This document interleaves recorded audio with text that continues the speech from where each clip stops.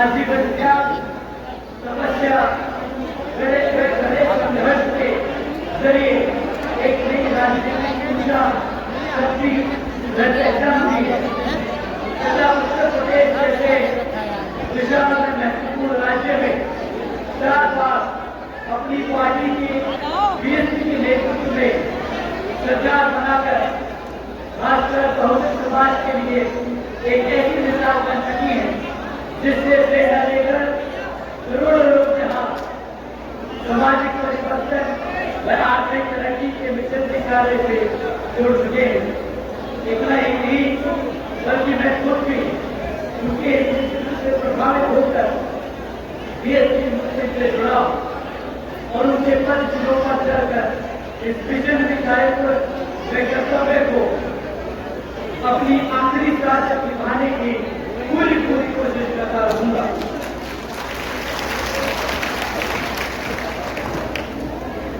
साथियों, जैसा कि आप सबको मालूम है कि हमारे उत्तर प्रदेश में पिछले 10 साल से भाजपा सत्ता में आसीन है।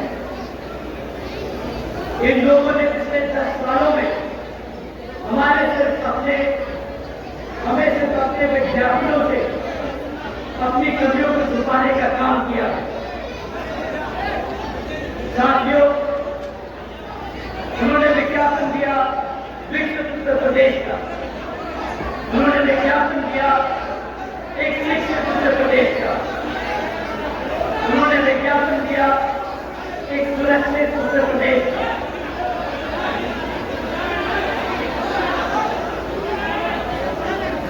मैं बीजेपी की सरकार की कमियों के बारे नहीं आया। मैं सिर्फ और सिर्फ अपने लोगों की समस्याएं इस मंच से आप सबके बीच में रखना चाहता हूं। साथियों, पिछले 10 सालों में 7,000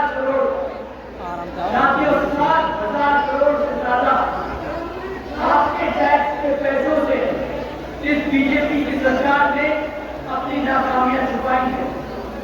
हमारी माताएं बहनें तो बैठी हैं, हमारे बड़े बुजुर्ग जो बैठे हैं, मेरे युवा साथी, आप सबको समझना होगा कि भाजपा ने पिछले 10 सालों में जहां आपके टैक्स के पैसों से अपनी कमियां छुपाने का काम किया है और कुछ करोड़ रुपए नहीं, 7,000 करोड़ रुपए, 7,000 करोड़ अपनी कमजोरियों को छुपाने के लिए उनके पास पैसे हैं। पर झांसी के सरकारी अस्पताल में जो 10,000 बच्चे जब के मौत की घाट पर गए, उनके लिए इनके पास सिर्फ अफसोस करने के अलावा और कुछ नहीं। 7,000 करोड़ अपनी कमियां छुपा सकते हैं, पर झांसी में जो अस्पताल में 10,000 बच्चे नन्हे शिशु जो डर कर मर गए, उनके लिए सिर्फ अफसोस कर सकते हैं।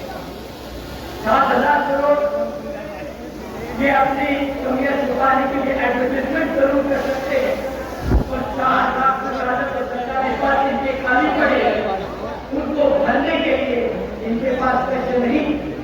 7,000 करोड़ आपका टैक्स का पैसा एडवर्टाइजमेंट में खर्चा, और आपके बच्चों को नौकरी नहीं दी है। साथियों, पिछले 10 सालों में 10 से ज्यादा नेशनल एग्जामिनेशन के पेपर लीक हुए। 7,000 करोड़ रुपए खर्च तो दिए अपने एडवर्टाइजमेंट में, परंतु अगर उसमें से कुछ पैसे अपने बच्चों के एग्जामिनेशन में लगा देते तो शायद आज यहाँ पे काफी सारे बच्चों को एग्जामिनेशन पास कर सरकारी नौकरियों में लगे।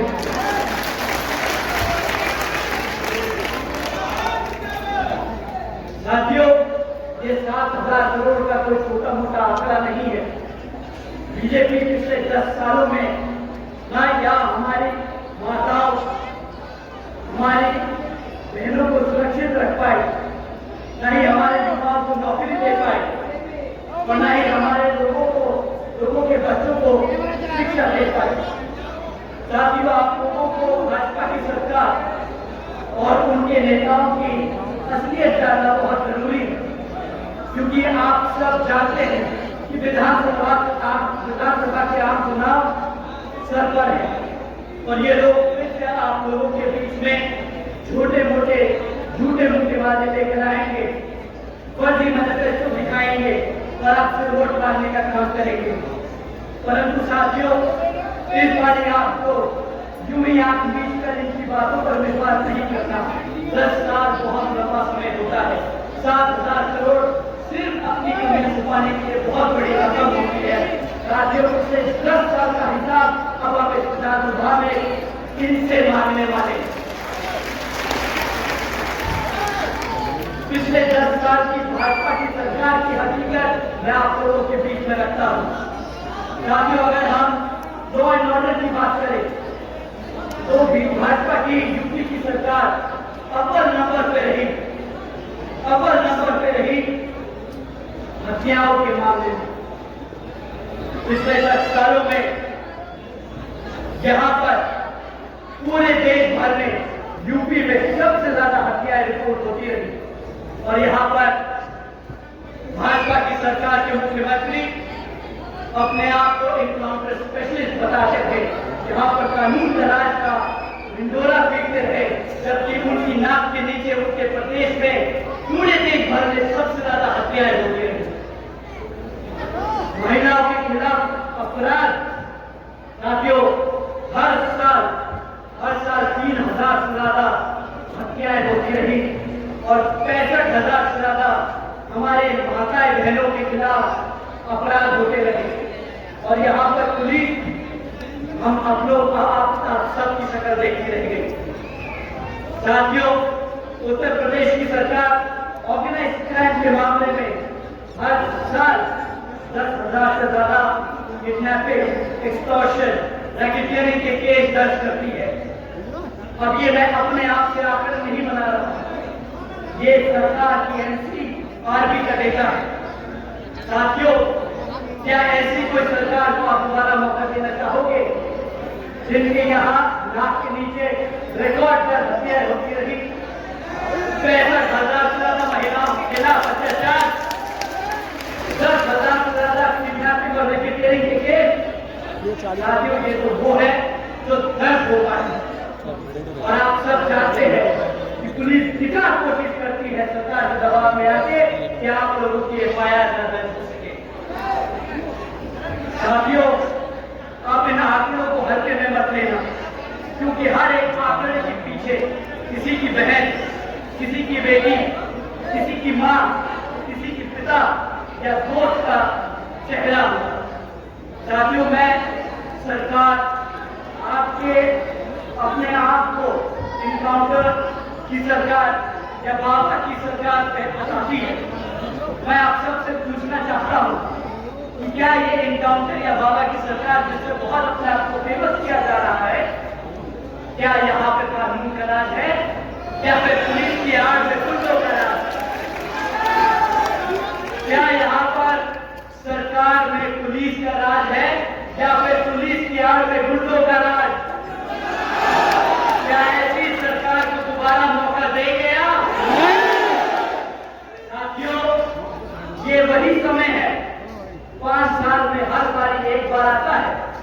बाबा साहब डॉक्टर भीमराव अम्बेडकर जी की देन है कि आपको फिर से सरकार मौका दे रही है, ये संविधान आपको मौका दे रहा है कि इस सरकार को बदलने का, अपने भविष्य को बदलने का, अपनी माताओं बहनों को सुरक्षित करने का, अपने बच्चों को एक बेहतर भविष्य देने का। इस बारी मौका मत छोड़िएगा। आज ही के सामने वाला बटन दबाकर इस कमर को टीचर से बिगाड़ फेंक देगा। साथियों, दूसरा बहुत बड़ा मुद्दा सुरक्षा के बाद आता है हमारे बच्चों की शिक्षा का। और यहाँ पर भी भाजपा की सरकार आपको बहुत बड़े बड़े पोस्टर लगाकर बताना चाहेगी कि उन्होंने किस तरह शिक्षा के क्षेत्र में नए नए झंडे गाड़े, परंतु इनकी हकीकत मैं आप लोगों के बीच में रखना चाहूंगा। साथियों, पिछले 10 सालों में इन्होंने नए स्कूल को छोड़ो, पिछले 10 सालों में 25 25,000 से ज्यादा यहाँ के आपके प्रदेश में स्कूल बंद करने का काम किया है। 25,000 से ज्यादा स्कूल बंद किए, जहाँ पर हमारे जैसे बच्चों के, हमारे जैसे समाज के बच्चों के, तो हमारे समाज के लोग तो बच्चे पढ़ने जाते हैं। बड़े लोग, घटा सेठ के लोग प्राइवेट स्कूलों में पढ़ा सकते हैं, पर आपके गांव में जो सरकारी स्कूल है, मैं जानता हूं कि हमारे आधे से ज्यादा प्रदेश के लिए वही एक जगह है जहां पे शिक्षा हमारे बच्चों को मिलेगी, और वो भी इस सरकार ने छीनने का काम किया। 25,000 से ज्यादा स्कूल बंद किए, और अगर आप इनसे सवाल पूछेंगे, जब सामने आएंगे, आप इनसे पूछेंगे कि भाई तुमने 25,000 स्कूल बंद क्यों किए, ये फर्क एक ही जवाब देंगे कि भाई हमारे पास शिक्षक नहीं है, स्कूल में चलाने के लिए पैसा नहीं है, हम कैसे तुम्हारे बच्चों को पढ़ाएं। परंतु साथियों, उनको कलेक्टर से एक ही जवाब देना, तुम्हारे पास 7,000 करोड़ है अपना बिल्बोर्ड, अपना ऐड लगाने के लिए, और मेरे बच्चे की जब शिक्षा की बात होती है तो तुम्हारे पास पैसे नहीं उसे पढ़ाने के लिए।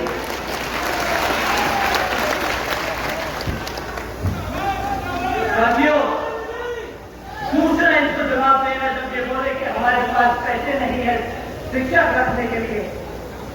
अगर तुम्हारे पास पैसे नहीं है शिक्षा रखने के लिए, तो 1.5 लाख से ज्यादा सरकारी पद जो शिक्षक के हैं वो खाली क्यों है? क्यों तुमने वो वैकेंसी खोल रखी है? अगर खोल रखी है तो तुम्हारे पास पैसा है, तुमने तो भरा नहीं है, तुम जानबूझ के भर्ती नहीं करते, क्योंकि अगर भर्ती करी तो उनको जाके अपने हमारे समाज के बच्चों को पढ़ाना पड़ेगा। हमारे समाज के बच्चे अगर पढ़ गए तो अपने अधिकारों के लिए लड़ना खड़े हो जाएंगे, लड़ेंगे अपने अधिकारों के लिए।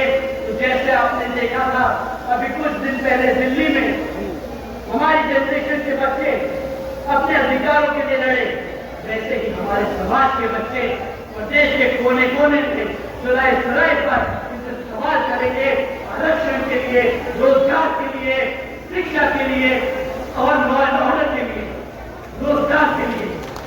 जब इनके लिए जवाब देना मुश्किल होता है। साथियों, जो सरकार स्कूल बंद कर दे, जो सरकार आपके स्कूलों में पढ़ने वाले टीचरों की भर्ती ना करे, क्या वो सरकार लायक है आपके प्रदेश में सत्ता में रहने के लिए? साथियों, मैं फिर से कहूंगा, ये मौका मत गवाना। मैं फिर से कहूंगा, ये मौका मत गवाना। आदरणीय बहन जी ने सालों साल मेहनत की है, हमारे समाज को इस लायक किया कि हम इस मंच पर खड़े होकर ये भाषण दे सके, ये अपनी बातें रख सके, अपने समाज की आवाज उठा सके। तो साथियों, 30-5 साल के बाद तो हमें ये मौका मिला है, इसे गंवाना नहीं, अपना वोट जरूर डाल दिखाना, और इस बार इस पार्टी के सामने बटन दबाकर कमर को जड़ से उठाने का काम करें।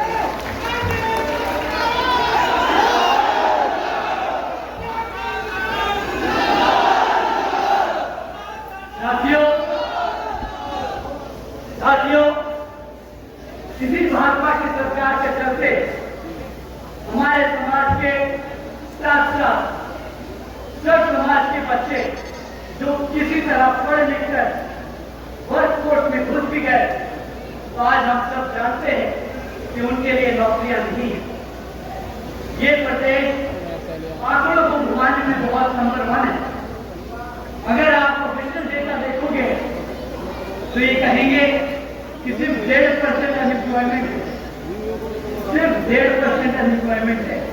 और इनके हिसाब से अगर कोई हफ्ते में एक दिन पकौड़े भी तल ले, एक दिन रेड़ी भी लगा ले, तो वो भी रोजगार में गिना जाता है। मैं अपनी माता बहनों से पूछना चाहूंगा, मैं अपने बड़े बुजुर्गों से पूछना चाहूंगा, क्या आपने अपने बच्चों को इसलिए पढ़ा के, पढ़ा लिखा के, दिन रात मेहनत करके उन्हें इतना बड़ा इसलिए किया कि हफ्ते में एक दिन वो पकौड़े चले, एक दिन वो रेड़ी लगाए और सरकार उन्हें रोजगार मांगे? बताइए साथियों, क्या ये रोजगार है? हफ्ते में एक दिन काम करना अपनी मर्जी से, अपनी मजबूरी में, क्या वो रोजगार कहलाता है? ये सरकार का नया तरीका है हमारे समाज को बेवकूफ बनाने का, हमारे समाज की आंखों में धूल झोंकने का। साथियों, हमारे समाज के 2 करोड़ से ज्यादा बच्चे बेरोजगार घूम रहे हैं, जबकि 13 लाख से ज्यादा सरकारी पद आज भी खाली पड़े। अगर ये चाहे तो ये सारे के सारे 13 लाख सरकारी पद भरकर सब समाज के बच्चों को रोजगार देने का काम कर सकते हैं, पर इनकी नीयत नहीं है। इनकी सरकार के दौरान हमारे बच्चों के स्कूल बंद कर दिए गए। भाजपा की सरकार के दौरान शिक्षकों की भर्ती रोक दी गई। भाजपा की सरकार के दौरान हमारे बच्चों के रोजगार छीन लिए गए। तो क्या मैं गलत हूं? क्या मैं गलत हूं? क्या आपके साथ गलत हुआ? क्या आपके साथ गलत हुआ? साथियों, अगर आपके साथ गलत हुआ तो इस बारी ये दर्द को अपने वोट में कन्वर्ट करके अपनी आदरणीय बहन जी को 5वीं बार मुख्यमंत्री बनाने का काम।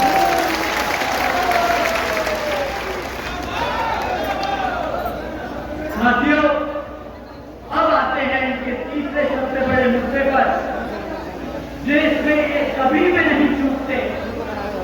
ये कहते हैं कि एक विकसित उत्तर प्रदेश बनाने का काम कर रहे हैं। डेवलपमेंट इनकी सेंटर स्ट्रैटेजी है। और अगर साथियों, मैं पिछले कुछ समय की ही आप लोगों के बीच में रख दूं तो शायद इनका नंगा सच आप सबके सामने आता है।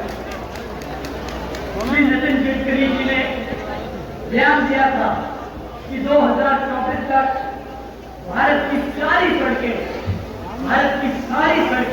ये अमेरिका से बेहतर बना देंगे। एक तो मुझे समझ नहीं आता इनका ऑब्सेशन कि हम अमेरिका से बेहतर हो जाए। अमेरिका की असली हकीकत हालत देखेंगे तो बोलेंगे हमारा हिंदुस्तान, हमारा भारत बेहतर है।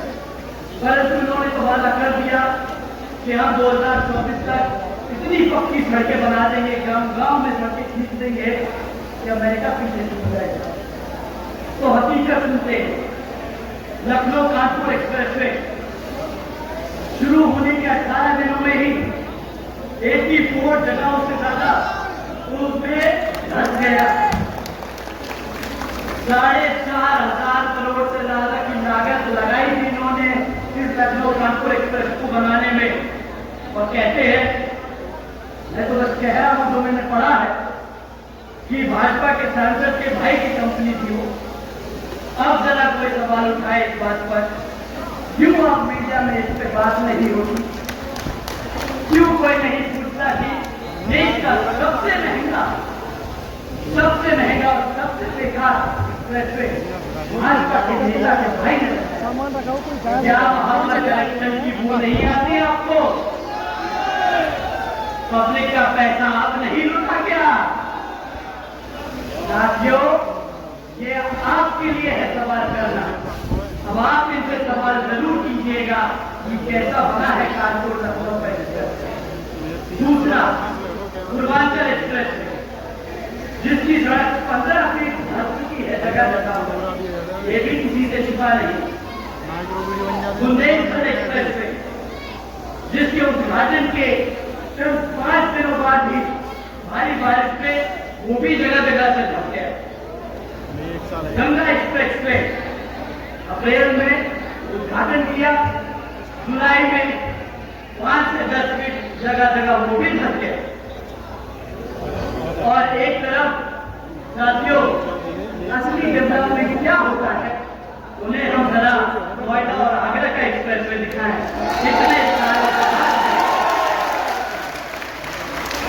इतने सालों बाद भी आज वो ऐसा का ऐसा ही पड़ा है, एक गड्ढा नहीं। इसे कहते हैं ईमानदार, वफादार और सही तरीके से अगर कोई काम करना चाहे तो मुमकिन है। बीते काटने से डेवलपमेंट नहीं होता। सही मायने से अगर शिद्दत हो तो नोएडा, आगरा एक्सप्रेस में जाके दिखाए इन्हें कोई, उसी पे तो चलते हैं, उसी से तो चलते हैं, दिल्ली आते हैं। उन्हें क्या पता कि वो बनाया गया आदरणीय महेश कुमार मंगती को। इनके यहाँ पर दूसरों के काम पे क्रेडिट लेना कोई नया पुराना काम है। ये लोगों के पास ये पुरानी इनकी स्ट्रैटेजी है, दूसरे काम करें, अपना जाके धंधा गाड़ दो,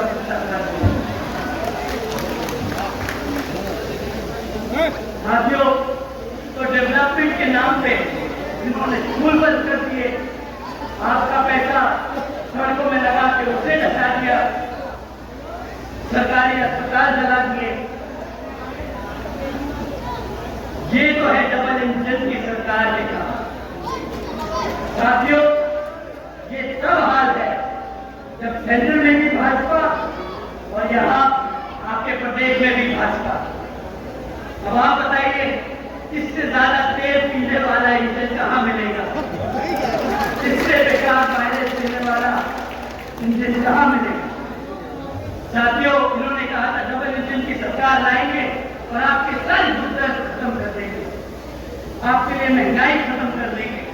2014 में भाजपा की सत्ता में आने से पहले उन्होंने नारा दिया कि बहुत हो गई महंगाई की मार, अब की बार भाजपा सरकार।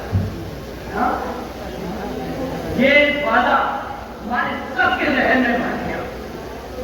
2014 में गैस सिलेंडर 400 रुपए हुआ करता था और उस पर इनके सभी नेता लोग सड़क पर उतर के गैस सिलेंडर सर पे रखकर छाती पीट कर बोलते थे, अरे महंगाई है, मर गए हमारे आम लोग। आज 1200 रुपए का है, सड़क भूल गए क्या? क्या वो सड़क भूल गई जिसमें तुमने वो 1200 रुपए का सिलेंडर? 60 रुपए का पेट्रोल बहुत महंगा हो गया था इन सबके लिए। 60 रुपए का पेट्रोल, गाड़ी चलाना बंद कर दी। अरे बोला कि इतना महंगा पेट्रोल है, अर्थव्यवस्था बिगड़ जाएगी। और आज जिसका पेट्रोल मंत्रालय ही नहीं है, वही जाके कागजों पे साइन करके बोल रहा है मैंने E100 दिलाया, आज आपको मिलावटी तेल मिलेगा। आज भी E20 का मिलावटी पेट्रोल का तेल, पेट्रोल का भाव 110 रुपया कर दिया है। गन्ने का रस 60 रुपए में पेट्रोल मिलता था, आज 110 रुपए में गन्ने का रस बेच रहे हैं। मैंने बहुत लोगों को देखा गन्ने के स्टैंड के बाहर जाके खड़े होकर बोलते हैं, अम्मा मैंने तेल तो भरवा लिया है, घर पे 2 लोग आए हैं, उनके लिए भी थोड़ा सा कैन से ही निकाल लूंगा, गाड़ी के पेट्रोल की टैंक से ही निकाल लूंगा। ये तो हाल है इनका। साथियों, तीसरा बड़ा महंगाई का मुद्दा इन्होंने बहुत ज्यादा बोला कि डॉलर बहुत महंगा हो रहा है, 60 रुपए का डॉलर है।